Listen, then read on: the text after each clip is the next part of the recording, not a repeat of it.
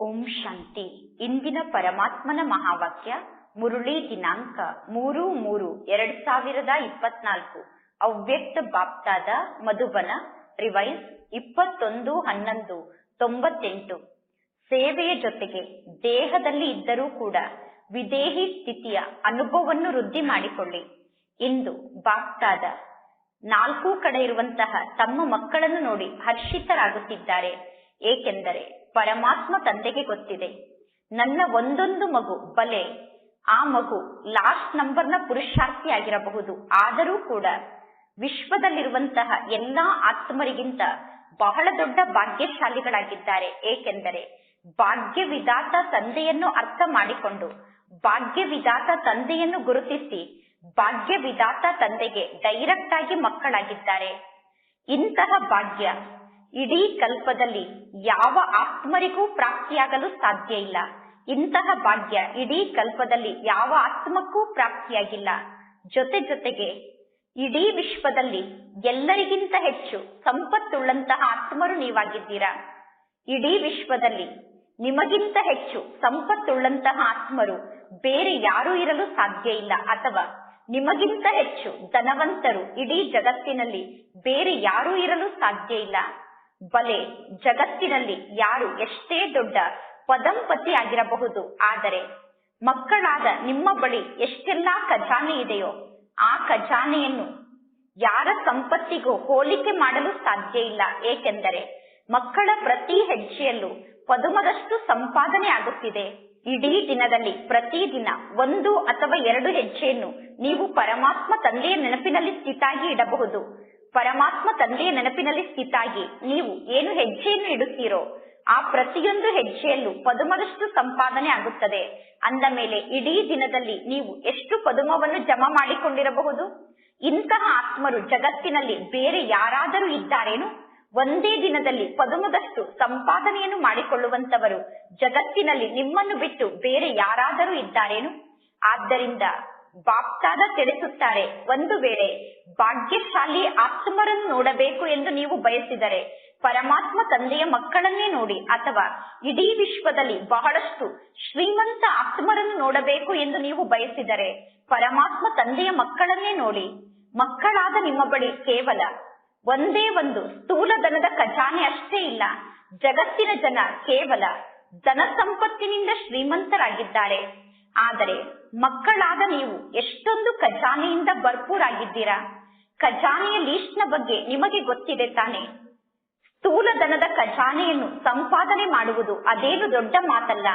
ಆದರೆ ನಿಮ್ಮ ಬಳಿ ಯಾವ ಜ್ಞಾನದ ಖಜಾನೆ ಇದೆಯೋ, ಯಾವ ಶಕ್ತಿಯ ಖಜಾನೆ ಇದೆಯೋ, ಯಾವ ಸರ್ವ ಗುಣಗಳ ಖಜಾನೆ ಇದೆಯೋ, ಯಾವ ಖುಷಿಯ ಖಜಾನೆ ಇದೆಯೋ ಮತ್ತು ಸರ್ವರಿಗೂ ಸುಖ ಶಾಂತಿಯ ಮಾರ್ಗವನ್ನು ತೋರಿಸುವ ಕಾರಣ ಆಶೀರ್ವಾದದ ಖಜಾನೆ ಏನು ನಿಮಗೆ ಪ್ರಾಪ್ತಿಯಾಗುತ್ತದೆಯೋ, ಈ ಅವಿನಾಶಿ ಖಜಾನೆ ಪರಮಾತ್ಮ ತಂದೆಯ ಮಕ್ಕಳ ಬಳಿ ಮಾತ್ರ ಇದೆ. ಇಂತಹ ಅವಿನಾಶಿ ಖಜಾನೆ ಪರಮಾತ್ಮ ತಂದೆಯ ಮಕ್ಕಳನ್ನು ಬಿಟ್ಟು ಬೇರೆ ಯಾರ ಬಳಿಯೂ ಇರಲು ಸಾಧ್ಯ ಇಲ್ಲ. ಇಂತಹ ಅವಿನಾಶಿ ಖಜಾನೆ ಪರಮಾತ್ಮ ತಂದೆಯ ಅವಿನಾಶಿ ಮಕ್ಕಳಾದ ನಿಮ್ಮನ್ನು ಬಿಟ್ಟು ಬೇರೆ ಯಾರ ಬಳಿಯೂ ಇಲ್ಲ. ಅಂದ ಮೇಲೆ ಬಾಪ್ತಾದ ಇಂತಹ ಖಜಾನೆಗೆ ಮಾಲೀಕರಾದಂತಹ ಮಕ್ಕಳನ್ನು ನೋಡಿ ಆತ್ಮಿಕ ರೂಪದಲ್ಲಿ ಎಷ್ಟೊಂದು ಹೆಮ್ಮೆಯನ್ನು ಪಡುತ್ತಾರೆ. ಬಾಪ್ತಾದ ಇಂತಹ ಸಂಪನ್ನ ಆದಂತಹ ಮಕ್ಕಳನ್ನು ನೋಡಿ ಸದಾ ಒಂದೇ ಗೀತೆಯನ್ನು ಹಾಡುತ್ತಾರೆ, ವಾಹ ಮಕ್ಕಳೇ ವಾಹ ಎಂದು. ಅಂದ ಮೇಲೆ ನೀವೆಲ್ಲರೂ ಕೂಡ ಸ್ವಯಂವನ್ನು ನೋಡಿಕೊಂಡು ಇಷ್ಟೊಂದು ಆತ್ಮಿಕ ಹೆಮ್ಮೆಯನ್ನು ಪಡುತ್ತೀರಾ ತಾನೆ. ಅಂದರೆ ಆತ್ಮಿಕ ನಶೆ ಇದೆ ತಾನೆ. ಎಲ್ಲರೂ ಕೈಗಳ ಮೂಲಕ ಚಪ್ಪಾಳೆಯನ್ನು ತಟ್ಟಬಹುದು.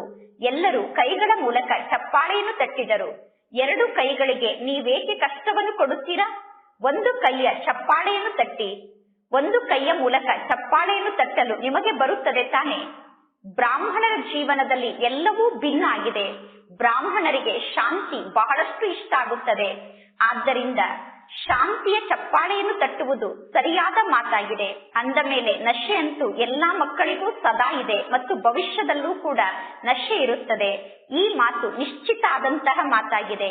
ಬಾಪ್ತಾದ ಸಮಯದ ಪರಿವರ್ತನೆಯ ತೀವ್ರ ಗತಿಯನ್ನು ನೋಡಿ ಮಕ್ಕಳ ಪುರುಷಾರ್ಥದ ತೀವ್ರತೆಯನ್ನು ನೋಡುತ್ತಿರುತ್ತಾರೆ. ಬಾಪ್ತಾದ ಪ್ರತಿಯೊಂದು ಮಗುವನ್ನು ಜೀವನ್ಮುಕ್ತ ಸ್ಥಿತಿಯಲ್ಲಿ ಸದಾ ನೋಡಲು ಬಯಸುತ್ತಾರೆ.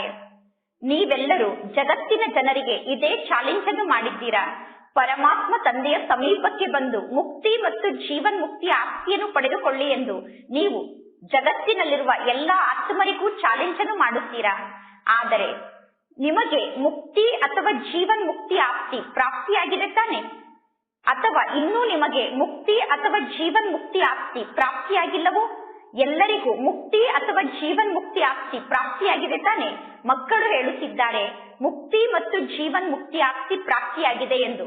ಸತ್ಯಯುಗದಲ್ಲಿ ಅಥವಾ ಮುಕ್ತಿಧಾಮದಲ್ಲಿ ಮುಕ್ತಿ ಅಥವಾ ಜೀವನ್ ಮುಕ್ತಿಯ ಅನುಭವವನ್ನು ಮಾಡಲು ಸಾಧ್ಯ ಇಲ್ಲ. ಮುಕ್ತಿ ಅಥವಾ ಜೀವನ್ ಮುಕ್ತಿಯ ಆಸ್ತಿಯ ಅನುಭವವನ್ನು ಸಂಗಮ ಯುಗದಲ್ಲೇ ನಾವು ಮಾಡಬೇಕಾಗುತ್ತದೆ.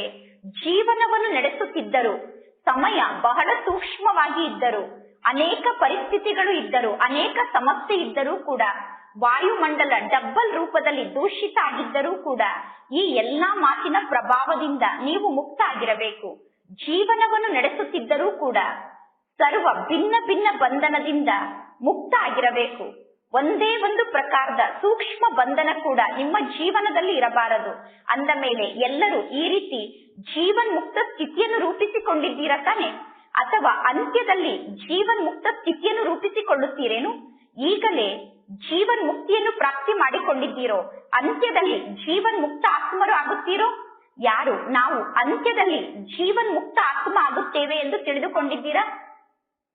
ಅಂತ್ಯದಲ್ಲಿ ಜೀವನ್ ಮುಕ್ತಿಯನ್ನು ಪ್ರಾಪ್ತಿ ಮಾಡಿಕೊಳ್ಳುವ ಬದಲು ಈಗಲೇ ಜೀವನ್ ಮುಕ್ತ ಆತ್ಮ ಆಗಬೇಕು ಎಂದು ಯಾರು ತಿಳಿದುಕೊಂಡಿದ್ದೀರಾ?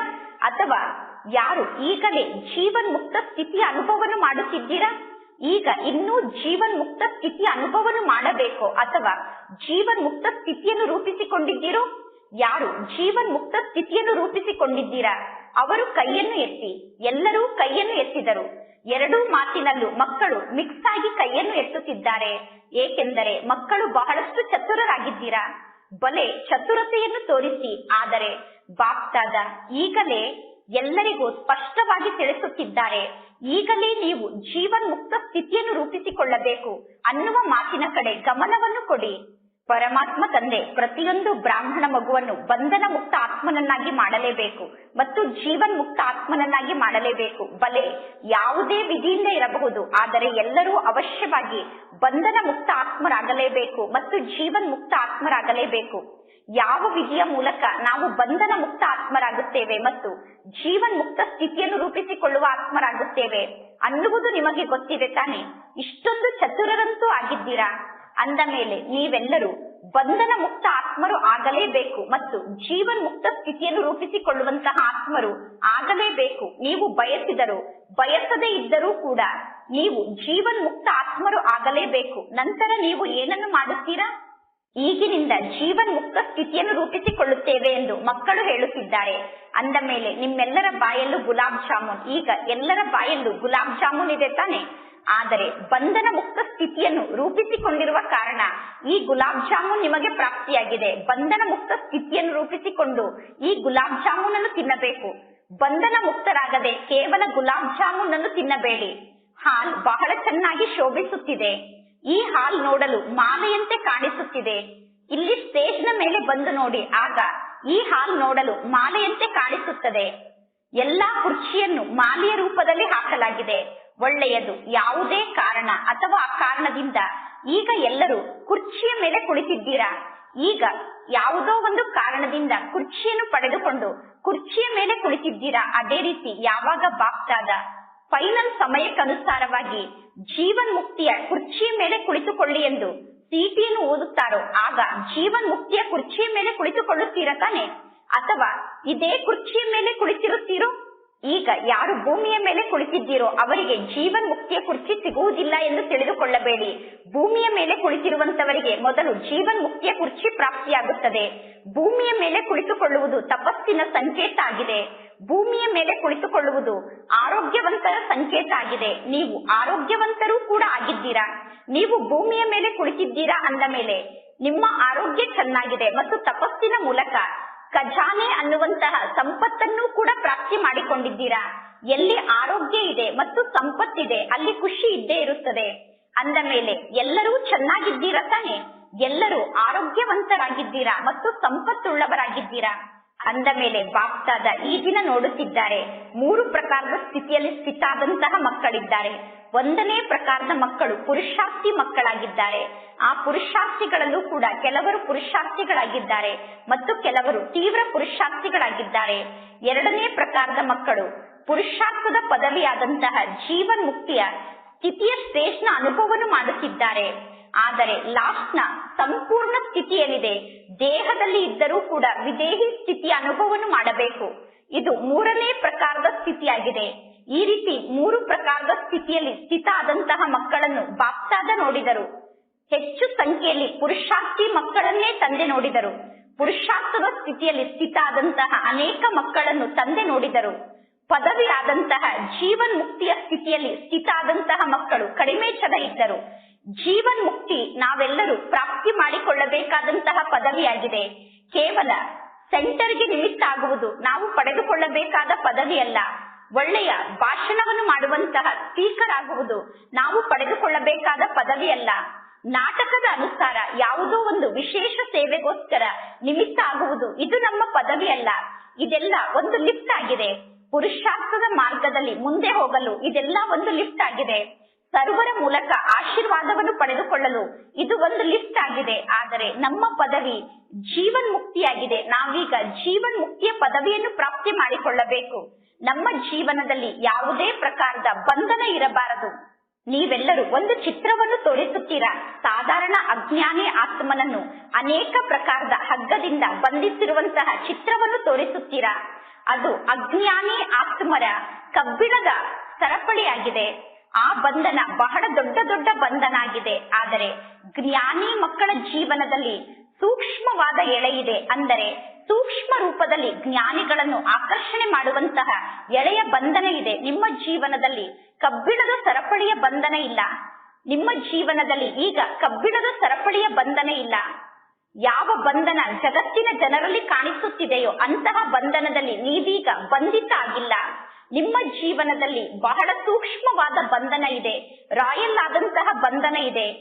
ವ್ಯಕ್ತಿತ್ವದ ಮೂಲಕ ನೀವೆಲ್ಲರೂ ಸ್ವಯಂ ಅನುಭವ ಮಾಡುತ್ತಿದ್ದೀರಾ. ಈ ಬಂಧನದ ಎಳೆ ಮಕ್ಕಳಿಗೆ ಪರ್ಸನಾಲಿಟಿ ಅನುಭವವನ್ನು ಮಾಡಿಸುತ್ತಿದೆ. ಆದರೆ ಈ ಬಂಧನದ ಎಳೆ ಮಕ್ಕಳಿಗೆ ಕಾಣಿಸುತ್ತಿಲ್ಲ. ತಮ್ಮಲ್ಲಿ ಬಹಳ ಒಳ್ಳೆಯ ಗುಣ ಇದೆ ಎಂದು ಮಕ್ಕಳಿಗೆ ಅನುಭವ ಆಗುತ್ತಿದೆ. ಆದರೆ ಅದು ಒಳ್ಳೆಯ ಗುಣ ಅಲ್ಲ. ನಾನು ಬಹಳ ಒಳ್ಳೆಯ ವ್ಯಕ್ತಿ ಎಂದು ಮಕ್ಕಳು ಅನುಭವ ಮಾಡುತ್ತಿದ್ದಾರೆ. ನಾನು ಪುರುಷಾರ್ಥದಲ್ಲಿ ಬಹಳ ಮುಂದೆ ಹೋಗುತ್ತಿದ್ದೇನೆ ಎಂದು ಮಕ್ಕಳು ಅನುಭವ ಮಾಡುತ್ತಿದ್ದಾರೆ. ಆದರೆ ಬಾಪ್ತಾದ ನೋಡುತ್ತಿದ್ದಾರೆ, ಬಹಳಷ್ಟು ಮಕ್ಕಳಲ್ಲಿ ಜೀವನ ಬಂಧನದಲ್ಲಿ ಬಂಧಿಸುವಂತಹ ಎಳೆಗಳು ಇನ್ನೂ ಜಾಸ್ತಿ ಇದೆ.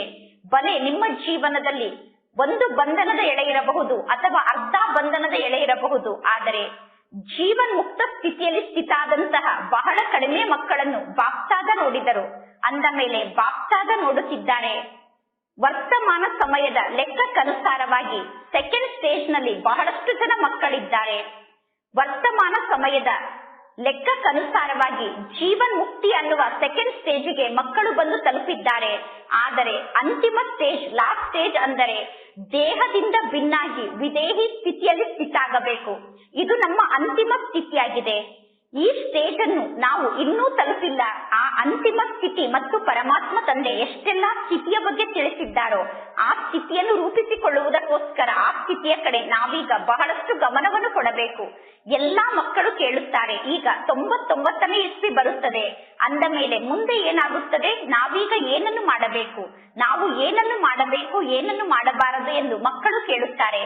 ಬಾಪ್ತಾದ ಹೇಳುತ್ತಾರೆ 99ನೇ ಇಸ್ವಿ ಎಂದು ಹೇಳುತ್ತಾ ಸುತ್ತಾಡುವುದನ್ನು ಬಿಟ್ಟು ಬಿಡಿ. ಈಗಿನಿಂದ ವಿದೇಹಿ ಸ್ಥಿತಿಯ ಅನುಭವವನ್ನು ವೃದ್ಧಿ ಮಾಡಿಕೊಳ್ಳಿ. ಈಗ ನೀವು ಬಹಳ ಸಮಯದವರೆಗೂ ವಿದೇಹಿ ಸ್ಥಿತಿಯ ಅನುಭವದಲ್ಲಿ ಸ್ಥಿತ ಆಗಬೇಕು. ಎಷ್ಟೆಲ್ಲಾ ಪರಿಸ್ಥಿತಿ ಬರುತ್ತಿದೆಯೋ, ಇನ್ನು ಮುಂದೆ ಎಷ್ಟೆಲ್ಲಾ ಪರಿಸ್ಥಿತಿ ಬರುತ್ತದೆಯೋ ಆ ಪರಿಸ್ಥಿತಿಯ ಮಧ್ಯದಲ್ಲಿ ವಿದೇಹಿ ಸ್ಥಿತಿಯ ಅಭ್ಯಾಸವನ್ನು ನೀವು ಬಹಳಷ್ಟು ವೃದ್ಧಿ ಮಾಡಿಕೊಳ್ಳಬೇಕು. ಆದ್ದರಿಂದ ಈಗ ಉಳಿದ ಎಲ್ಲಾ ಮಾತನ್ನು ಬಿಟ್ಟು ಬಿಡಿ. ಈ ರೀತಿ ಆಗಬಹುದು, ಈ ರೀತಿ ಆಗಬಹುದು ಅನ್ನುವ ಮಾತನ್ನು ಬಿಟ್ಟು ಬಿಡಿ. ಮುಂದೆ ಏನಾಗುತ್ತದೆ ಅನ್ನುವ ಪ್ರಶ್ನೆಯನ್ನು ತ್ಯಾಗ ಮಾಡಿ. ವಿದೇಹಿ ಅಭ್ಯಾಸದಲ್ಲಿ ಸ್ಥಿತ ಆದಂತಹ ಮಕ್ಕಳು ಯಾವುದೇ ಪ್ರಕಾರದ ಪರಿಸ್ಥಿತಿಯ ಪ್ರಭಾವಕ್ಕೆ ವಶಾಗಲು ಸಾಧ್ಯ ಇಲ್ಲ. ಯಾರು ವಿದೇಹಿ ಸ್ಥಿತಿಯ ಅಭ್ಯಾಸದಲ್ಲಿ ಸ್ಥಿತ ಆಗಿದ್ದಾರೋ ಅಂತವರನ್ನು ಯಾವ ಪರಿಸ್ಥಿತಿ ಕೂಡ ಏರುಪೇರುಗೊಳಿಸಲು ಸಾಧ್ಯ ಇಲ್ಲ. ಬಲೆ ಪ್ರಕೃತಿಯ ಪಂಚತತ್ವ ಇರಬಹುದು.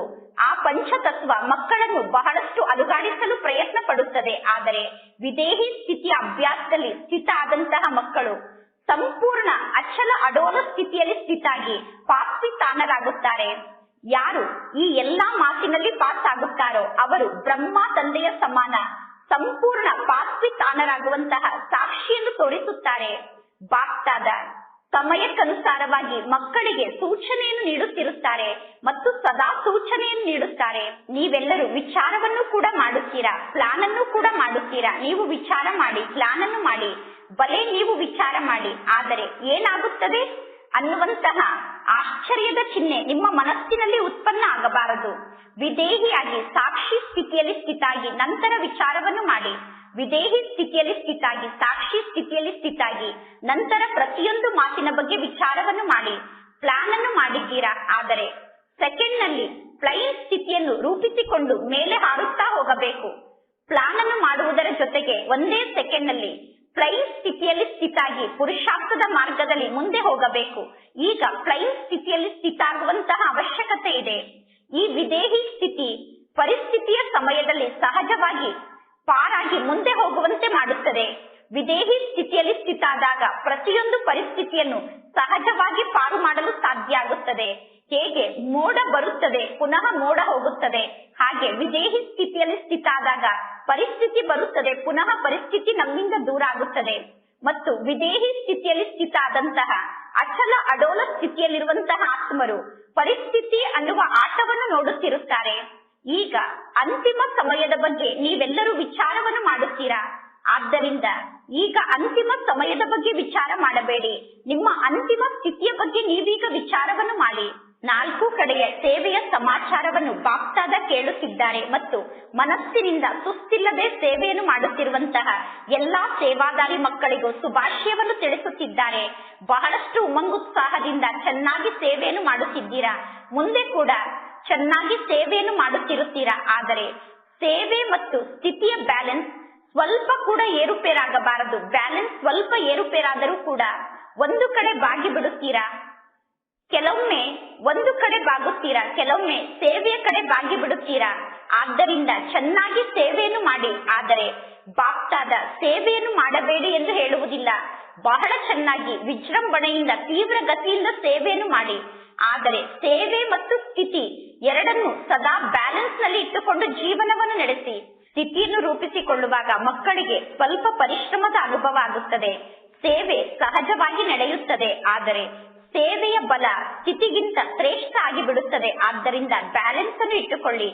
ಬಾಪ್ತಾದರವರ ಆಶೀರ್ವಾದವನ್ನು ಪ್ರಾಪ್ತಿ ಮಾಡಿಕೊಳ್ಳುತ್ತಾ ಪುರುಷಾರ್ಥದ ಮಾರ್ಗದಲ್ಲಿ ಮುಂದೆ ಹೋಗಿ. ಸರ್ವರ ಸೇವೆಯನ್ನು ಮಾಡಿದಾಗ ಆತ್ಮರ ಆಶೀರ್ವಾದ ಪ್ರಾಪ್ತಿಯಾಗುತ್ತದೆ. ಸಂಬಂಧ ಸಂಪರ್ಕದಲ್ಲಿ ಬಂದಾಗ ಅನೇಕ ಆತ್ಮರ ಆಶೀರ್ವಾದವನ್ನು ಪ್ರಾಪ್ತಿ ಮಾಡಿಕೊಂಡು ಪುರುಷಾರ್ಥದ ಮಾರ್ಗದಲ್ಲಿ ಮುಂದೆ ಹೋಗಬೇಕು. ಮತ್ತು ಬ್ರಾಹ್ಮಣ ಪರಿವಾರದವರ ಆಶೀರ್ವಾದವನ್ನು ಪ್ರಾಪ್ತಿ ಮಾಡಿಕೊಂಡು ಪುರುಷಾರ್ಥದ ಮಾರ್ಗದಲ್ಲಿ ಮುಂದೆ ಹೋಗಬೇಕು. ಈ ಆಶೀರ್ವಾದದ ಖಾತೆಯನ್ನು ಬಹಳಷ್ಟು ಜಮಾ ಮಾಡಿಕೊಳ್ಳಿ. ಈಗಿನಿಂದ ಆತ್ಮರಾದ ನೀವು ಆಶೀರ್ವಾದದ ಖಾತೆಯಿಂದ ಬಹಳಷ್ಟು ಸಂಪನ್ನ ಆಗಬೇಕು. ಈಗ ನೀವು ಆಶೀರ್ವಾದದ ಖಾತೆಯಿಂದ ಬಹಳಷ್ಟು ಸಂಪನ್ನ ಆದರೆ ದ್ವಾಪರ ಯುಗದಲ್ಲಿ ನಿಮ್ಮ ಚಿತ್ರದ ಮೂಲಕ ಎಲ್ಲರಿಗೂ ಸದಾ ಆಶೀರ್ವಾದ ಪ್ರಾಪ್ತಿಯಾಗುತ್ತಿರುತ್ತದೆ. ಅನೇಕ ಜನ್ಮದವರೆಗೂ ನೀವು ಆಶೀರ್ವಾದವನ್ನು ನೀಡಬೇಕು. ಆದರೆ ಆಶೀರ್ವಾದವನ್ನು ಈ ಒಂದೇ ಜನ್ಮದಲ್ಲಿ ಜಮಾ ಮಾಡಿಕೊಳ್ಳಬೇಕು. ಆದ್ದರಿಂದ ನೀವೀಗ ಏನನ್ನು ಮಾಡುತ್ತೀರಾ? ಸ್ಥಿತಿಯನ್ನು ಸದಾ ಶ್ರೇಷ್ಠವಾಗಿ ಇಟ್ಟುಕೊಂಡು ಸೇವೆಯಲ್ಲಿ ಸದಾ ಮುಂದುವರಿಯುತ್ತಾ ಹೋಗಬೇಕು. ಮುಂದೆ ಏನಾಗುತ್ತದೆ ಎಂದು ವಿಚಾರವನ್ನು ಮಾಡಬೇಡಿ. ಬ್ರಾಹ್ಮಣರಿಗೋಸ್ಕರ ಎಲ್ಲವೂ ಒಳ್ಳೆಯದೇ ಆಗಿದೆ, ಸದಾ ಒಳ್ಳೆಯದೇ ಆಗುತ್ತದೆ. ಆದರೆ ಬ್ಯಾಲೆನ್ಸ್ ನಲ್ಲಿ ಇಟ್ಟುಕೊಂಡರೆ ಸದಾ ನಿಮ್ಮ ಜೀವನದಲ್ಲಿ ಎಲ್ಲವೂ ಒಳ್ಳೆಯದೇ ಆಗುತ್ತದೆ. ಬ್ಯಾಲೆನ್ಸ್ ಕಡಿಮೆ ಆದಾಗ ಕೆಲವೊಮ್ಮೆ ಒಳ್ಳೆಯದಾಗುತ್ತದೆ, ಕೆಲವೊಮ್ಮೆ ಸ್ವಲ್ಪ ಒಳ್ಳೆಯದಾಗುತ್ತದೆ. ಈಗ ತಿಳಿಯಿತು ತಾನೇ ಏನನ್ನು ಮಾಡಬೇಕು ಎಂದು. ಕ್ವಶನ್ ಮಾರ್ಕ್ ನ ಬಗ್ಗೆ ವಿಚಾರವನ್ನು ಮಾಡುವ ಲೆಕ್ಕಕ್ಕಿಂತ ಆಶ್ಚರ್ಯ ಪಡುತ್ತಾ ವಿಚಾರ ಮಾಡುವ ಮಾತನ್ನು ಈಗ ಸಮಾಪ್ತಿ ಮಾಡಿಕೊಳ್ಳಿ.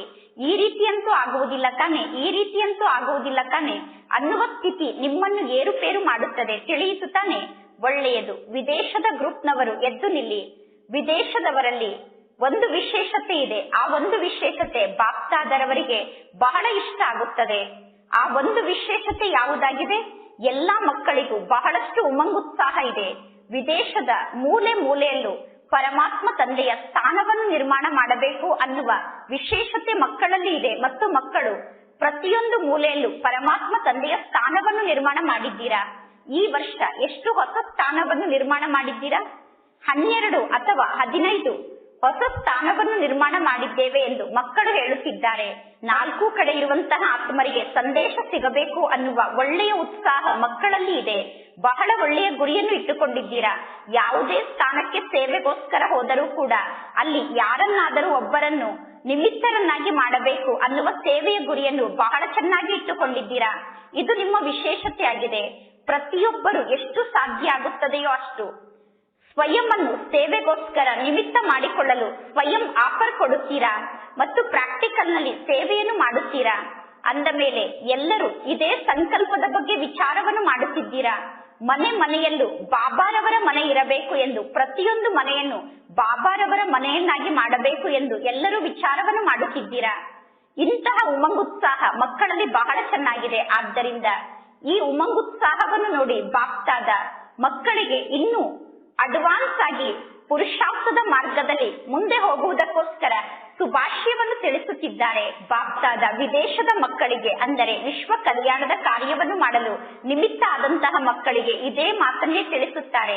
ಈಗ ಸೇವೆ ಮತ್ತು ವಿದೇಹಿ ಸ್ಥಿತಿಯಲ್ಲಿ ವಿದೇಶದ ಮಕ್ಕಳು ನಂಬರ್ 1 ನಲ್ಲಿ ಬರಲೇಬೇಕು ತಾನೆ. ಯಾವಾಗ ನಂಬರ್ 1 ನಲ್ಲಿ ಬರುತ್ತೀರಾ? 99ನೇ ಇಸ್ವಿಯಲ್ಲಿ ಬರುತ್ತೀರೋ ಅಥವಾ 2000 ವರ್ಷ ಬಂದಾಗ ನಂಬರ್ 1 ನಲ್ಲಿ ಬರುತ್ತೀರಾ? ಮುಂದೆ ಯಾವಾಗಲೂ ನಂಬರ್ 1 ನಲ್ಲಿ ಬರುತ್ತೇವೆ ಎಂದು ಹೇಳಬೇಡಿ. ಈಗಲೇ ನಂಬರ್ 1 ನಲ್ಲಿ ಬರಬೇಕು. ಅವ್ಯಕ್ತ ತಂದೆಯ ಪಾಲನೆಯ ಸಾಕ್ಷಿಯನ್ನು ಪ್ರತ್ಯಕ್ಷದಲ್ಲಿ ನೀವು ತೋರಿಸಬೇಕು. ಹೇಗೆ ಬ್ರಹ್ಮ ತಂದೆ ಅವ್ಯಕ್ತ ಆಗಿ ವಿದೇಹಿ ಸ್ಥಿತಿಯ ಮೂಲಕ ಕರ್ಮಾತೀತ ಸ್ಥಿತಿಯನ್ನು ರೂಪಿಸಿಕೊಂಡರು. ಅಂದ ಮೇಲೆ ಅವ್ಯಕ್ತ ಬ್ರಹ್ಮ ತಂದೆಯ ವಿಶೇಷ ಪಾಲನೆಗೆ ನೀವೆಲ್ಲರೂ ಪಾತ್ರರಾಗಿದ್ದೀರಾ. ಆದ್ದರಿಂದ ಅವ್ಯಕ್ತ ಪಾಲನೆಯ ರೆಸ್ಪಾಂಡ್ ಅನ್ನು ತಂದೆಗೆ ನೀಡಬೇಕು. ಅದಕ್ಕೋಸ್ಕರ ವಿದೇಹಿ ಆಗಬೇಕು. ಸೇವೆ ಮತ್ತು ಸ್ಥಿತಿಯ ಬ್ಯಾಲೆನ್ಸ್ ಅನ್ನು ಇಟ್ಟುಕೊಳ್ಳಬೇಕು. ಸರಿ ತಾನೆ? ಎಲ್ಲರಿಗೂ ಈ ಮಾತು ಇಷ್ಟ ಆಯಿತು ತಾನೆ? ಎಲ್ಲರೂ ಈ ಮಾತನ್ನು ಮಾಡಿ ತೋರಿಸಲೇಬೇಕು. ಈಗ ನಾವು ಮಾಡಿ ತೋರಿಸಲೇಬೇಕು. ಬಾಪ್ತಾದರವರಿಗೆ ನಾನು ವಿಚಾರ ಮಾಡುತ್ತೇನೆ, ನೋಡುತ್ತೇನೆ, ವಿಚಾರ ಮಾಡಿ ಮಾಡುತ್ತೇನೆ ಎಂದು ಹೇಳಬೇಡಿ. ಈಗ ನಾನು ಮಾಡುತ್ತೇನೆ, ಮಾಡಲೇಬೇಕು ಎಂದು ಹೇಳಬೇಕು. ನೀವೀಗ ನಿಮ್ಮ ಭಾಷೆಯಲ್ಲಿ ಮಾತನಾಡಿ. ಮಾಡಲೇಬೇಕು ಅನ್ನುವುದು ನಿಮ್ಮ ಭಾಷೆಯಾಗಿದೆ. ಯಾರೆಲ್ಲ ಟಿವಿಯಲ್ಲಿ ನೋಡುತ್ತಿದ್ದೀರೋ ಆ ಎಲ್ಲಾ ಮಕ್ಕಳಿಗೂ ಪರಮಾತ್ಮ ತಂದೆ ಇದೇ ಮಾತನ್ನೇ ತಿಳಿಸುತ್ತಿದ್ದಾರೆ. ಯಾರೆಲ್ಲ ಟಿವಿಯಲ್ಲಿ ನೋಡುತ್ತಿದ್ದೀರೋ ಅವರೆಲ್ಲರೂ ಕೂಡ ನಾವು ಮಾಡಿ ತೋರಿಸುತ್ತೇವೆ ಎಂದು ಹೇಳುತ್ತೀರ ತಾನೆ? ಬಾಪ್ತಾದ ಎಲ್ಲಾ ಮಕ್ಕಳನ್ನು ನೋಡುತ್ತಿದ್ದಾರೆ. ಬಲೆ ಭಾರತದಲ್ಲಿ ಇರುವಂತಹ ಮಕ್ಕಳು ಬಾಪ್ತಾದರವರನ್ನು ಟಿವಿಯ ಮೂಲಕ ನೋಡುತ್ತಿರಬಹುದು ಅಥವಾ ವಿದೇಶದಲ್ಲಿ ಕುಳಿತು ಮಕ್ಕಳು ತಂದೆಯನ್ನು ಟಿವಿಯ ಮೂಲಕ ನೋಡುತ್ತಿರಬಹುದು. ಆದರೆ ಎಲ್ಲರಿಗೂ ಬಹಳಷ್ಟು ಉತ್ಸಾಹ ಜಾಸ್ತಿ ಆಗುತ್ತಿದೆ.